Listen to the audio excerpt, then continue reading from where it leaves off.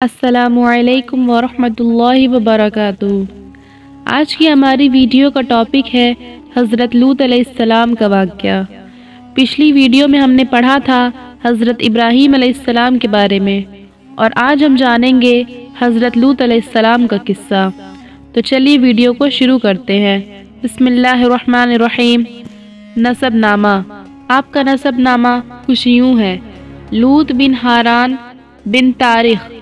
تارخ وہی مشہور آزر ہے جو حضرت ابراہیم علیہ السلام کا باپ ہے۔ حضرت لوط علیہ السلام ابراہیم علیہ السلام کے بھتیجے تھے، کیونکہ حضرت ابراہیم علیہ السلام ہاران اور ناہور آپس میں بھائی تھے۔ مسکن۔ حضرت لوط علیہ السلام اپنے چچا ابراہیم علیہ السلام کی اجازت سے اور حکم سے ان کا علاقہ چھوڑ کر غور زغر کے علاقے سدوم شہر میں آباد ہو گئے۔ یہ علاقہ کئی بستیوں پر مشتمل تھا۔ یہاں کے رہنے والے لوگ فاسق و فاجر اور بدترین کافر تھے، اور سیرت و کردار میں تمام دنیا سے بدترین تھے۔ راہگیروں کو لوٹتے اور مجلسوں میں برا کام کرتے تھے، اور ایک دوسرے کو برے کام سے روکتے نہ تھے بلکہ وہ خود بھی برا کام کر گزرتے تھے۔ اور انہوں نے ایسی بے حیائی کے کام کی بنیاد ڈالی جو ان سے پہلے کسی کے تصور و خیال میں نہ تھی۔ وہ لڑکوں سے بدفعلی کرتے تھے اور عورتوں کے قریب بھی نہ جاتے تھے۔ اللہ تعالیٰ نے حضرت لوط علیہ السلام کو اپنا پیغمبر بنا کر بھیجا۔ حضرت لوط علیہ السلام کے قوم کے لوگ بڑی بے شرمی کے کام کیا کرتے تھے، چوری ڈاکہ زنی وغیرہ وغیرہ۔ حضرت لوط علیہ السلام نے بار بار سمجھایا کہ تم ایسی بے شرمی کے کام کیوں کرتے ہو جو تم سے پہلے دنیا میں کسی نے نہیں کیے۔ تم عورتوں کو چھوڑ کر لڑکوں سے بے شرمی کی بات کرتے ہو۔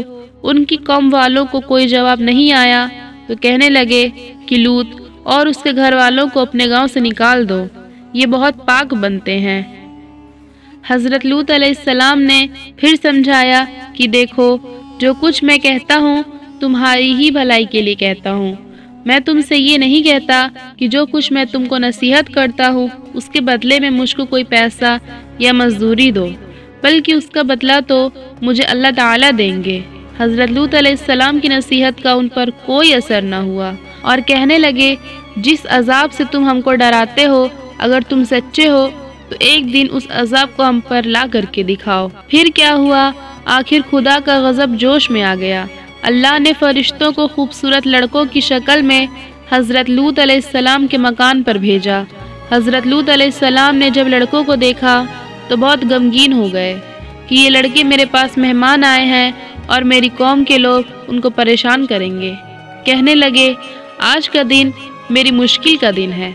حضرت لوط علیہ السلام کے قوم کے لوگوں نے خوبصورت لڑکوں کو ان کے گھر پر دیکھا تو داڑتے ہوئے آئے، کیونکہ یہ لوگ پہلے سے ہی برے کام کیا کرتے تھے۔ حضرت لوط علیہ السلام نے ان سے کہا کہ اے میری قوم، خدا سے ڈرو اور میرے مہمانوں کے بارے میں میری عزت خراب نہ کرو۔ تم میری لڑکیوں سے شادی کر لو، کیا تم میں کوئی بھی بھلا مانس نہیں ہے؟ وہ بولے تم کو معلوم ہے کہ تمہاری بیٹیوں کی ہم کو کوئی ضرورت نہیں ہے، جو کچھ ہم چاہتے ہیں وہ تم کو معلوم ہے۔ حضرت لوط علیہ السلام نے کہا کاش مجھ میں تمہارے مقابلے کی طاقت ہوتی یا کسی مضبوط قلعے میں ہوتا۔ فرشتے جو خوبصورت لڑکوں کی شکل میں آئے تھے، انہوں نے حضرت لوط علیہ السلام کو اتنا غمگین دیکھا تو کہا اے لوط علیہ السلام، ہم تمہارے رب کی طرف سے بھیجے ہوئے فرشتے ہیں، یہ لوگ آپ تک ہرگز نہیں پہنچ سکتے۔ آپ رات کے اندھیرے میں اپنے گھر والوں کو لے کر اس بستی سے چل دیں اور کوئی شخص پیچھے مڑ کر نہ دیکھے، مگر اپنی بیوی کو چھوڑ دینا، کیونکہ وہ کافرہ ہے، اور جو آفت اس بستی پر آنے والی ہے وہ اس پر بھی پڑے گی۔ اس بستی پر صبح کے قریب اللہ کا عذاب نازل ہوگا۔ حضرت لوط علیہ السلام خدا کے حکم کے موجب اپنی بیوی کو چھوڑ کر بقیہ اپنے گھر والوں کو لے کر رات کو اس بستی سے چل نکلے۔ صبح کے قریب اللہ تعالیٰ کا عذاب آیا اور اس بستی پر پتھر اور کنکروں کی بارش شروع ہو گئی۔ پھر اس بستی کو اٹھا کر پٹک دیا گیا اور اسے نیچے اوپر کر دیا، اور وہ بستی جس کے لوگ لڑکوں سے بے شرمی کی باتیں کرتے تھے اور حضرت لوط علیہ السلام کے منع کرنے سے بھی نہیں مانتے تھے، سب کے سب فنا ہو گئے۔ یہ تو ان کی دنیاوی خرابی تھی، دوزخ کا عذاب تو اللہ تعالیٰ کے یہاں جو ملے گا وہ الگ ہے۔ خدا تعالیٰ ہم سب کو ایسی بے شرمی کی باتوں سے محفوظ رکھے کہ جس کی وجہ سے اس قدر سخت عذاب آیا کہ زمین کو بلند کر کے پلٹ دیا گیا۔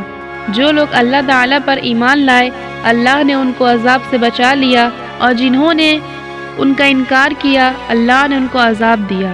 اب کچھ وقت کے بعد حضرت لوط علیہ السلام کا انتقال ہو گیا اور ان کی قبر مبارک فلسطین میں بتائی جاتی ہے۔ تو یہ تھا حضرت لوط علیہ السلام کا واقعہ۔